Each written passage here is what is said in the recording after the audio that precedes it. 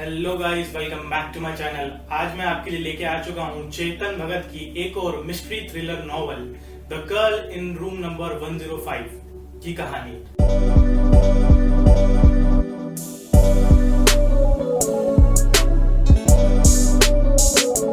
कहानी की शुरुआत होती है केशव के साथ, जो अभी भी अपनी पुरानी गर्लफ्रेंड की याद में उसके दोस्त सौरभ के साथ शराब पी रहा होता है।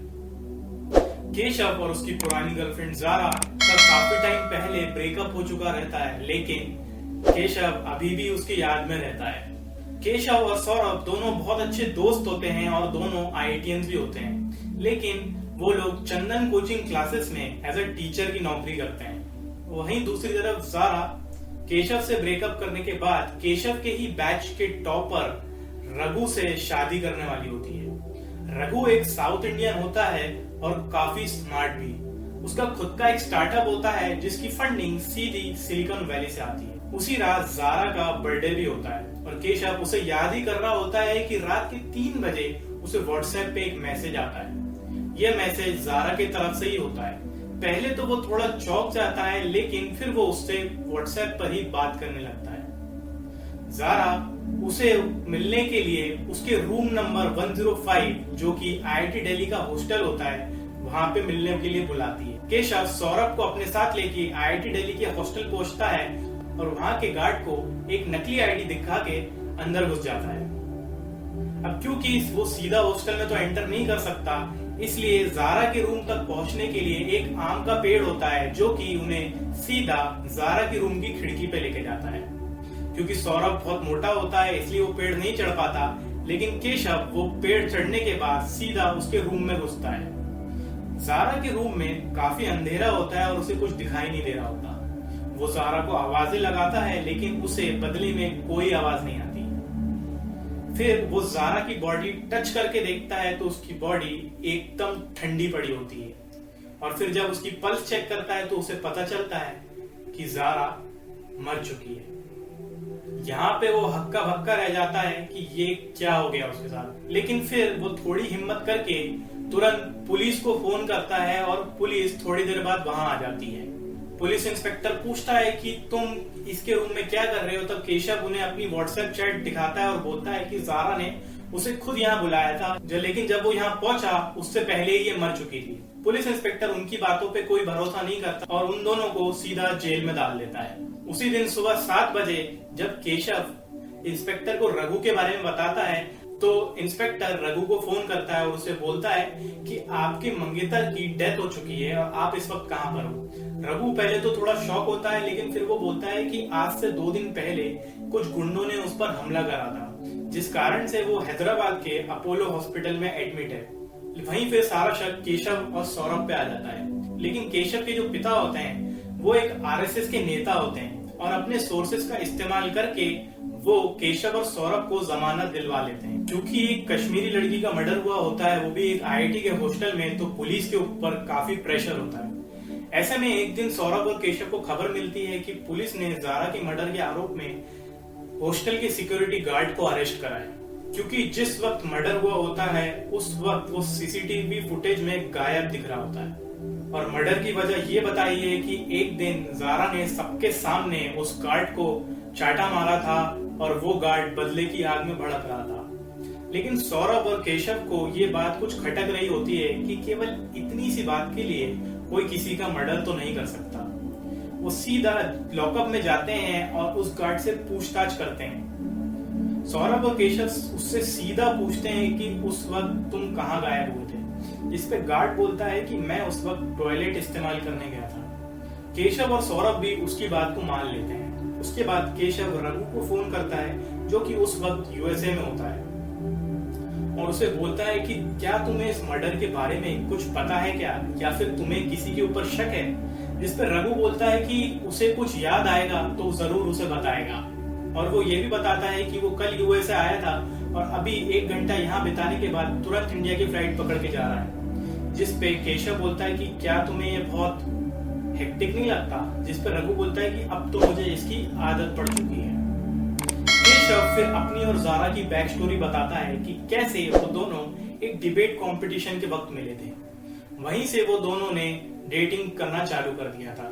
लेकिन क्योंकि जारा एक कश्मीरी लड़की थी और केशव के पिता एक आरएसएस नेता थे, तो उनको ये रिश्ता मंजूर नहीं था, जिस कारण से ये अलग हो गए। केशव अभी भी जारा की मौत से उभर नहीं पाता है और वो ये जानना चाहता है कि जारा का मर्डर किसने करा। इसलिए वो सौरभ को अपने साथ लेके खुद ही केस की छानबीन करना चालू कर देता है। सबसे पहले वो जारा के वालिद सफदर के घर जाता है, जो कि दिल्ली में ही रहता है, और जाके परमिशन लेता है कि उसे जारा का रूम चेक करना है। जब वो उसका रूम चेक कर रहा होता है तो उसे एक गोदरेज की सेफ मिलती है जो कि लॉक होती है। जब वो उसे तोड़ते हैं तो उसके अंदर से कुछ antique jewellery, Pakistani currency, Indian currency, pregnancy kit और एक सेलफोन मिलता है। जब केशव वो सेलफोन से अपने खुद के नंबर पे फोन लगाता है तो वो बहुत ज्यादा शॉक हो जाता है, क्योंकि वो पाकिस्तानी नंबर होता है। उस फोन में एक ही कॉन्टैक्ट नंबर होता है जो कि सिकंदर का होता है, और उसमें जारा और सिकंदर की फोटो भी होती है। अब क्योंकि केशव पहले जारा को डेट कर चुका रहता है, तो उसे पता होता है कि सिकंदर जारा का सौतेला भाई है जो कि कश्मीर में रहता है। उस फोन में एक और फोटो होती है जिसमें जारा और सिकंदर दोनों AK-47 राइफल पकड़े हुए होते हैं। यहाँ केशव को लगता है कि कहीं जारा के मर्डर के पीछे किसी आतंकवादी संगठन का हाथ तो नहीं है। केशव फिर सिकंदर को फोन करता है और उसे कहता है कि जारा को मरवाने में जरूर तुम्हारा और तुम्हारी गैंग का कोई कनेक्शन है, या फिर तुम ही ने उसे मारा है।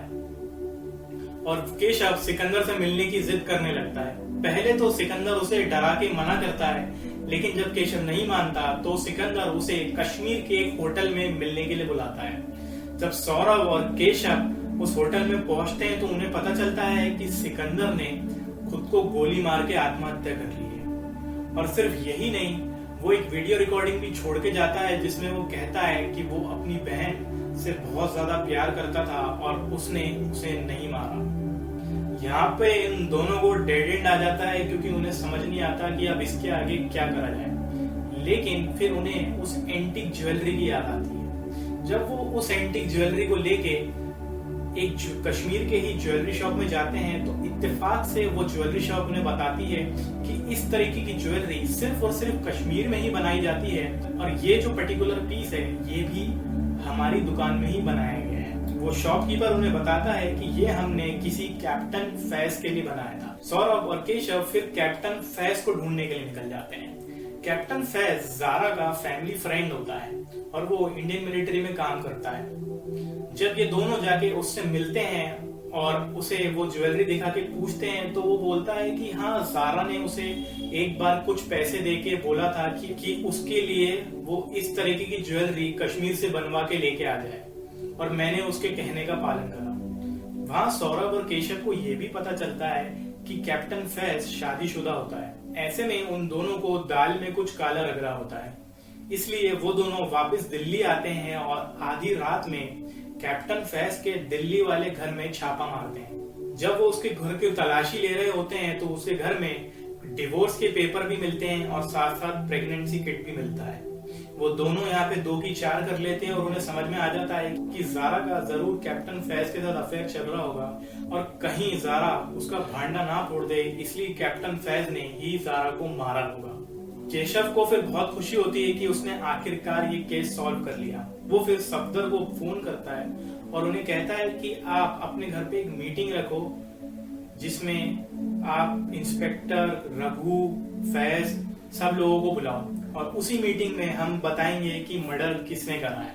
उस रात केशव थोड़ा कंफ्यूजन में रहता है और उसको अच्छे से नींद नहीं आ रही होती है। वो एकदम से सौरभ को बोलता है कि उसे कहीं जाना है और वो उठ के वहां से चला जाता है। अगले दिन ये सारे के सारे लोग सफदर के घर पे इकट्ठा होते हैं। वहां पे केशव बोलता है कि जारा का जो कातिल है वो हम में से कोई एक ही है और वो इस वक्त यहीं बैठा हुआ है। और फिर वो बोलता है कि वो और कोई नहीं बल्कि रघु है। ये सुन के सबकी कान और आंखें दोनों फटे के फटे रह जाते हैं कि ये क्या बोल रहा है। उसके बाद केशव बताना चालू करता है कि कल रात वो दिल्ली से हैदराबाद गया फ्लाइट लेके। वो वहां 2 घंटे में पहुंच गया था और उसके बाद वही हैदराबाद से रात के 12 बजे की फ्लाइट लेके वापस दिल्ली आया। और जब उसने फ्लाइट शेड्यूल चेक करा तो उसे पता चला कि दिल्ली टू हैदराबाद सवेरे 4 बजे की भी एक फ्लाइट जाती है। तो उस दिन हुआ कुछ यूं था कि पहले तो रघु ने अपने आप को भाड़े के गुंडों से पिटवा के हॉस्पिटल में एडमिट होने का नाटक करा। इसके बाद रघु ने जारा की बर्थडे वाली रात वही 12 बजे की फ्लाइट पकड़ी जो हैदराबाद से दिल्ली आती है। ये यहाँ रात के 2 बजे पहुंच गया और ये हॉस्टल में उसी वक्त एंटर करा जब वो गार्ड टॉयलेट गया था। रघु फिर जारा के रूम में गया और उसका गला दबा के उसे मार डाला और उसके बाद उसी के फोन से मुझे मैसेज करा और मुझे यहाँ मिलने के लिए बुलाया। रघु फिर वहां से तुरंत निकल गया और उसने सवेरे 4 बजे की फ्लाइट पकड़ी दिल्ली से, जो कि 6 बजे आपको हैदराबाद पहुंचा देती है। हैदराबाद पहुंचने के बाद इसने वहां से एक ऑटो करा। क्योंकि उस दिन सुबह का वक्त था और भीड़ कम थी, इसलिए ये एयरपोर्ट से अपोलो हॉस्पिटल 1-1.5 घंटे में पहुंच गया होगा। और जब इंस्पेक्टर ने इसको कॉल करा था उस वक्त सुबह के 7:30 बज रहे थे। इस वजह से ये वो फोन का आंसर कर पाया था। और मैं जो सारी बातें बता रहा हूँ ये एयरपोर्ट की सीसीटीवी रिकॉर्डिंग कंफर्म करती है। रघु फिर बोलता है कि हाँ, उसी ने जारा को मारा। जब रघु और जारा की एंगेजमेंट हुई थी तब वो बहुत ज्यादा खुश हुआ था और खुशी के मारे उसने अपनी आधी कंपनी जारा के नाम कर दी थी। लेकिन एक दिन उसे पता चला कि जारा और फैज का अफेयर चल रहा है और वो दोनों मिलके रघु का मजाक उड़ा रहे थे। ऐसे में रघु को बहुत ज्यादा गुस्सा आया, लेकिन वो कुछ भी नहीं कर सकता था। अगर वो उससे एंगेजमेंट तोड़ता तो भी वो अपने साथ आधी कंपनी लेके चले जाती। इसलिए उसने जारा को मारने का प्लान बनाया और कामयाब भी हुआ। इसके बाद रघु को जेल हो जाती है और सौरभ और केशव अपनी प्राइवेट डिटेक्टिव कंपनी जी डिटेक्टिव करके अपना ऑफिस खोल लेते हैं। यहाँ ये कहानी खत्म होती है। आपको कहानी कैसी लगी कमेंट सेक्शन में बताना। वीडियो अच्छी लगी होगी तो वीडियो को लाइक करना, कमेंट करना, शेयर करना। चेतन भगत की न्यू बुक 400 डेज भी आने वाली है। मैंने उसे प्री ऑर्डर कर चुका है। वो जैसे ही आती है इस चैनल पे सबसे पहले उसकी वीडियो समरी आएगी, तो उस वीडियो पे नजरें बनाए रखना, जिसके लिए आप चैनल को सब्सक्राइब कर लें और बेल आइकन भी दबा दें। मैं आपसे मिलूंगा अगली वीडियो में, तब तक के लिए